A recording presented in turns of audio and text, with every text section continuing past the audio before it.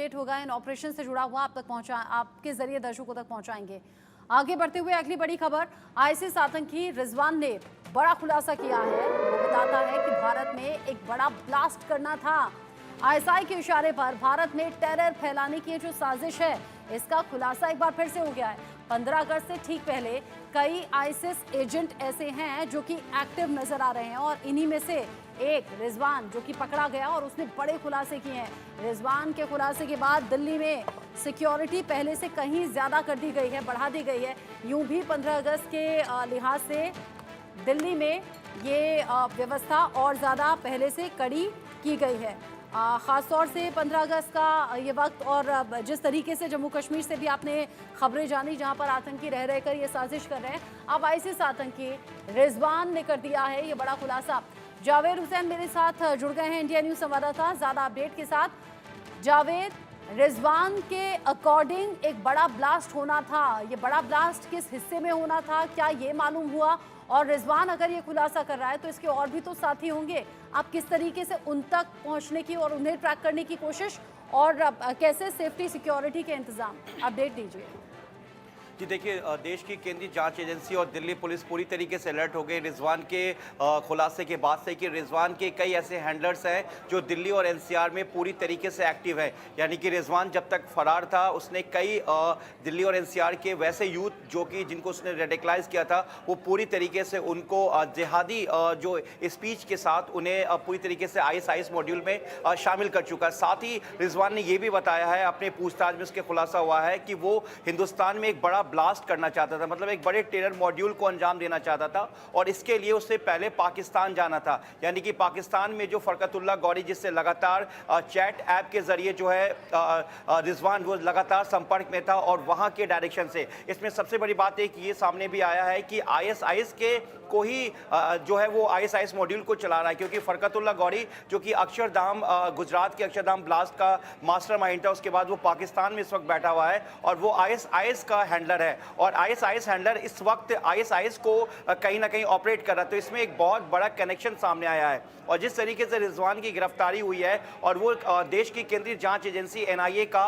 Most wanted था। इसमें से फैयाज एलियस डायपर वाला जो अभी फरार चल रहा है वो अभी पकड़ा नहीं जा चुका है, एक लियाकत वो भी फरार है। लेकिन रिजवान की गिरफ्तारी के बाद कई बड़े खुलासे हुए कि अब जो इस खुलासे के बाद एजेंसी और दिल्ली पुलिस पूरी तरीके से अलर्ट हो गई है कि उन हैंडलर को पकड़ना जरूरी है जिससे रिजवान ने एक्टिव किया है। और अपने में एक बहुत बड़ी बात है, क्योंकि रिजवान अगर पकड़ा नहीं जाता तो यकीन मानिए कि वो इस वक्त कहीं ना कहीं किसी रास्ते पाकिस्तान पहुंचता और फरकतुल्ला गौरी को लगातार मदद कर रहा था, उसके संपर्क में था। यानी कि हिंदुस्तान में जो आईएसआईएस के जो मॉड्यूल है, जो यहाँ पे हैंडलर है, वो कहीं ना कहीं पाकिस्तान के आईएसआईएस से जो है वो वहाँ से उनके जरिए चल रहे हैं, उनके जरिए संपर्क में है और उन्हीं के इशारे पे यहाँ काम कर रहे हैं। तो हो सकता है, जो अभी एजेंसीज के सूत्रों के हवाले से खबर है कि अब आईएसआईएस जो मॉड्यूल है वो आईएसआईएस के इशारे पे चल रहा है। तो इसका मतलब कहीं ना कहीं हिंदुस्तान को एक बार फिर से दहलाने की कोशिश है, एक बड़े जो टेरर मॉड्यूल को अंजाम देने की कोशिश है। तो इसमें यह बड़ा एक खुलासा हुआ है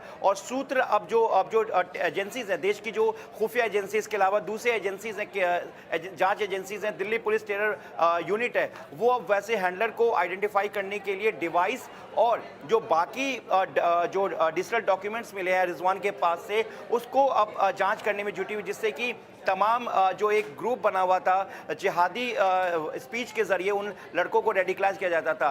क्योंकि 15 अगस्त से दिल्ली पुलिस पूरी तरीके से अलर्ट है और जिस तरीके से आपको एनआईए और इंटरपोल की मदद से सीबीआई ने तरसेम सिंह को, जो कि बीकेआई बब्बर खालसा इंटरनेशनल का जो आतंकी है और पाकिस्तान में ही उसका जो भाई है लखवीर सिंह रांडा, वो भी आईएसआईएस मॉड्यूल पर है। तो अब इस वक्त एजेंसीज के लिए सबसे बड़ी चुनौती की 15 अगस्त को देखते हुए, यानी स्वतंत्रता दिवस को देखते हुए, खालिस्तानी आतंकी, उसके बाद आईएसआईएस मॉड्यूल, उसके बाद आईएसआईएस, यानी कि ये तीन जो मॉड्यूल है पूरी तरीके से हिंदुस्तान में जिस मंसूबे को पूरी तरीके से टेरर मॉड्यूल को अंजाम देने की कोशिश कर रहे हैं, तो ऐसे में में क्या आईएसआईएस का खालिस्तान से तो संबंध नहीं है, क्योंकि आईएसआई जो पाकिस्तान में बैठा हुआ है वो चाहता है कि हिंदुस्तान में एक बड़ा ब्लास्ट हो, एक बड़ा टेरर मॉड्यूल को अंजाम दिया जाए, जिसके लिए रिजवान को पाकिस्तान जाना था। अब इन तमाम एंगल पर दिल्ली पुलिस की स्पेशल सेल जो है वो जांच कर रही है। देश की खुफिया एजेंसी है, इसके अलावा दूसरी एजेंसीज है, वो भी रिजवान से पूछताछ करी। लेकिन अपने में एक बहुत बड़ी बात है, और रिजवान की गिरफ्तारी से ये बड़ा खुलासा हुआ है कि वो हिंदुस्तान में एक बड़ा ब्लास्ट करना चाहता था, जिसके लिए वो पाकिस्तान जाता। और बताइए, चूंकि 15 अगस्त में तो अब 2 ही दिन बाकी हैं, आज 12 तारीख हो ही गई है, 13, 14 और फिर 15 अगस्त अब नज़दीक आ ही गया है। अब ऐसे में बताइए, रिजवान ने जो खुलासा किया है कि दिल्ली में बड़ा ब्लास्ट करना था, 15 अगस्त के मौके पर करना था, क्या रिजवान के इस खुलासे के बाद ये समझे कि खतरा टल गया है, या फिर 15 अगस्त के बाद भी ये खतरा बना रहेगा, जिसको लेकर सुरक्षा एजेंसियां अलर्ट मोड पर आ गई हैं, या फिर इसके पूरे नेटवर्क को अब खंगाल रही हैं?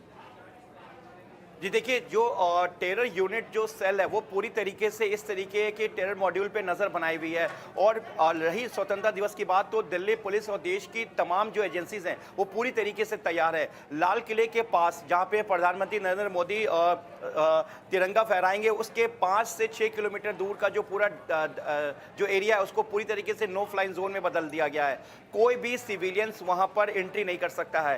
पूरा जो लाल किला वो एसपीजी और एनएसजी के अंडर में है, और दिल्ली पुलिस जो है वो पूरे सिक्योरिटी सुपरविजन को ऑब्जर्व कर रही है। इसके अलावा जो पैरामिलिट्री फोर्सेज जिसमें बीएसएफ, सीआईएसएफ, सीआरपीएफ, एसएसबी और एसएसबी, इनको डिप्यूट किया गया लाल किले के तमाम अलग अलग जोन पे। दिल्ली के तमाम डीसीपीज को लाल किले के अलग अलग यूनिट जो है, एरियाज है, वहां पर एक कमांड दिया गया है। कोई लॉ एंड ऑर्डर देखेगा तो कोई कंप्यूटर्स पूरा सेल्स देखेगा, कोई टेक्निकल सर्विलांस देखेगा। मतलब एक तरह से पूरी तैयारी की गई है। स्वतंत्रता दिवस के 2 दिन पहले, यानी कि आज की अगर हम बात करें, तो अब जो एरियाज है लाल किले के, जो 5 किलोमीटर पहले का जो एरिया पड़ता है, नेताजी सुभाष मार्ग की बात करें, या लाल किले के बैक साइड का जो रिंग रोड है उसकी बात करें, या चांदनी चौक की बात करें, या फिर हम आईएसबीटी की बात करें, कश्मीरी गेट की बात करें, क्योंकि कश्मीरी गेट में आईएस अंतर्राज्यीय जो है वो बस अड्डा है। इसके अलावा लाल किले से अगर हम ठीक पीछे की बात करें तो पुरानी दिल्ली रेलवे स्टेशन है। इन तमाम एरियाज पे जो दिल्ली पुलिस है वो अपनी नेटवर्किंग को पूरी तरह से स्ट्रॉन्ग कर चुके हैं। ह्यूमन इंटेलिजेंस से लेकर टेक्निकली सर्विलांस पर पूरी तरह से मॉनिटरिंग की जा रही है। और हम आपको बता दें